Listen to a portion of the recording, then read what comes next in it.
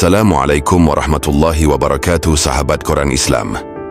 Mossad adalah badan intelijen nasional Israel yang tugas utamanya adalah spionase, operasi rahasia, dan kontraterorisme di luar perbatasan Israel.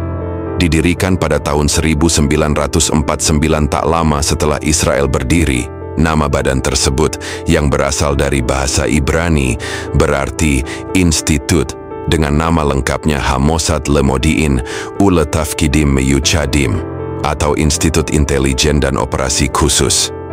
Sebagian besar operasi Mossad masih dirahasiakan, sehingga menciptakan budaya kerahasiaan tentang metode dan kepemimpinannya. Selama beberapa dekade, Mossad telah terlibat dalam berbagai operasi tingkat tinggi, termasuk penangkapan penjahat perang Nazi, Adolf Eichmann, dan menargetkan individu-individu yang terkait dengan serangan terhadap Israel, seperti mereka yang terlibat dalam pembantaian Olimpiade Munich. Badan ini beroperasi di bawah parameter hukum yang unik, yang memungkinkannya melakukan operasi yang berada di luar jangkauan hukum Israel. Mengingat konteks historis dan operasinya yang berkelanjutan, Mossad memainkan peran penting dalam kerangka keamanan nasional Israel, meskipun telah menghadapi pengawasan dan kritik atas metode-metodenya yang kontroversial. Dalam beberapa tahun terakhir, fokusnya mencakup pencegahan proliferasi nuklir di Iran, menjadikannya salah satu badan intelijen terbesar di dunia. Aktivitas Mossad, meskipun seringkali dirahasiakan, terus membentuk dinamika regional dan hubungan internasional. Dalam struktur kekuasaannya, Mossad berdiri langsung di bawah Perdana Menteri Israel. Tidak ada intervensi dari pihak militer, tidak tunduk pada parlemen, dan tidak bisa disentuh oleh hukum internasional. Bahkan banyak keputusan mereka dilakukan tanpa diketahui oleh kabinet Israel sendiri. Para agen direkrut secara rahasia, dilatih dalam kamp-kamp tersembunyi, yang tidak akan ditemukan di peta manapun. Nama asli mereka dihapus, identitas diganti, masa lalu dikubur, dan hidup mereka berubah total.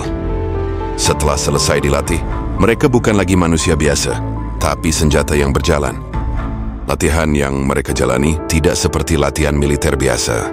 Para calon agen Mossad diajarkan cara membaca wajah manusia dalam waktu 3 detik, cara masuk ke rumah orang tanpa meninggalkan jejak, dan cara membunuh target dalam hitungan detik tanpa membuat suara. Mereka belajar puluhan bahasa asing, belajar hidup seperti warga lokal di negara manapun. Mereka bisa menjadi jurnalis, dokter, pelajar, atau bahkan pendeta demi satu misi yang tidak boleh gagal. Yang lebih mengerikan, para agen Mossad tidak mengenal batas wilayah.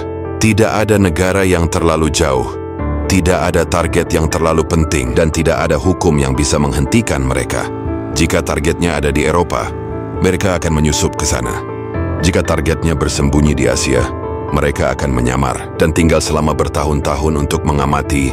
Dan jika targetnya berada di negara sekutu, seperti Inggris, Kanada, bahkan Amerika Serikat sekalipun, mereka tetap akan bergerak diam-diam.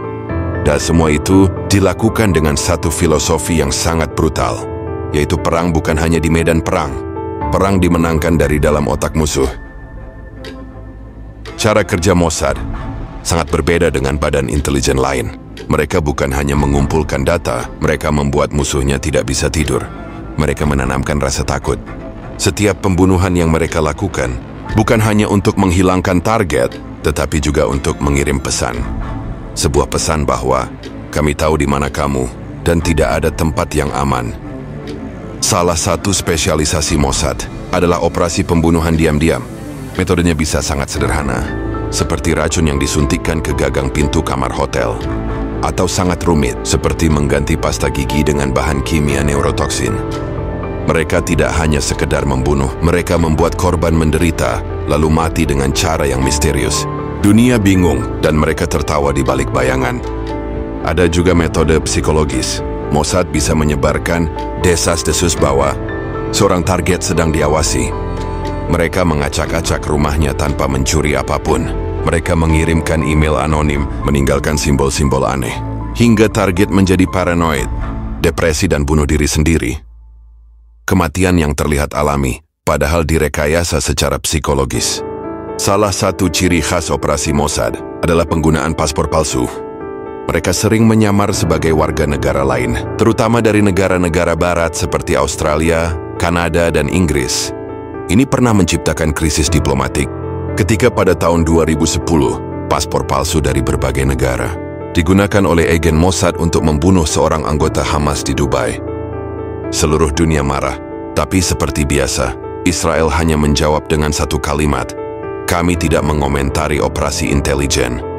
Di luar negeri, Mossad punya jaringan luas yang disebut sebagai Sayanim. Mereka bukan agen resmi, tapi sukarelawan Yahudi yang bersedia membantu Mossad.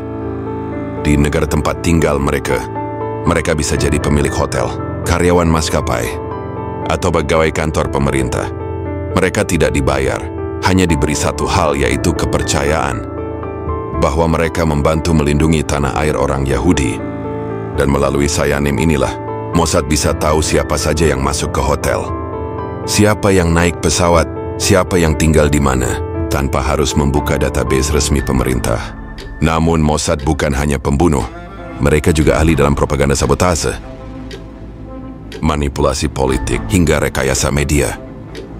Dalam banyak kasus, Mossad diduga sengaja menyebarkan rumor, menekan jurnalis, atau memanfaatkan media sosial untuk menjatuhkan musuh-musuh Israel dari dalam. Bahkan kadang, mereka tidak perlu membunuh, cukup merusak reputasi target, menyebarkan video skandal, atau mengungkapkan aib secara publik, maka target akan hancur sendiri.